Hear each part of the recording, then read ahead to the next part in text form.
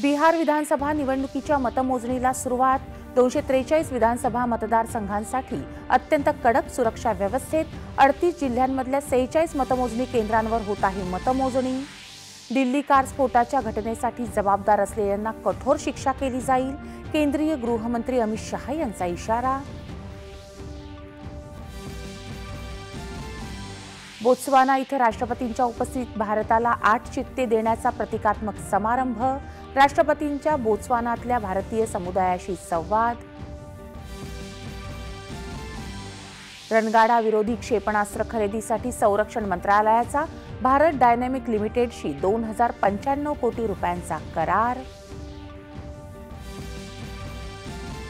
भारत 2047 पर्यंत 6.5% विकास दरासह G20 देशांमध्ये सर्वाधिक वेगाने विकसित होणारी अर्थव्यवस्था राहणार, मूडीजने व्यक्त केला नवा अंदाज।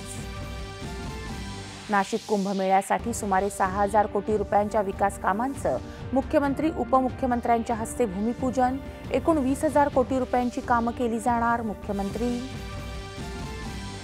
28 महिने चालणाऱ्या कुंभमेळ्याच्या पर्वात गेल्या वेळच्या कुंभमेळ्याच्या तुलनेत 5 पट अधिक भाविक अपेक्षित। निर्विघ्न कार्यक्रमासाठी चोख व्यवस्था करण्याचे मुख्यमंत्र्यांचे निर्देश।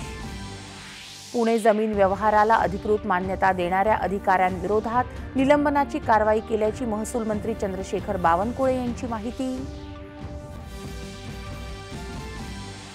पुणे बंगळुरू महामार्गावर कंटेनरच्या धडकेमुळे वाहनांना लागलेल्या भीषण आगीत 8 जणांचा मृत्यू, सरकारकडून पीडितांना मदत जाहीर।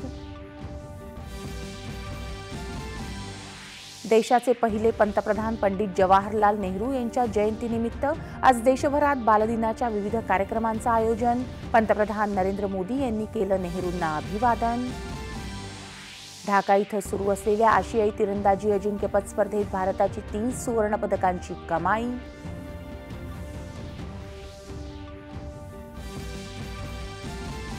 आणि भारत आणि दक्षिण आफ्रिका यांच्यातल्या 2 कसोटी क्रिकेट सामन्यांच्या मालिकेतल्या पहिल्या सामन्याला आज कोलकात्याच्या ईडन गार्डन मैदानावर होणार सुरुवात। नमस्कार, 8:30च्या बातमीपत्र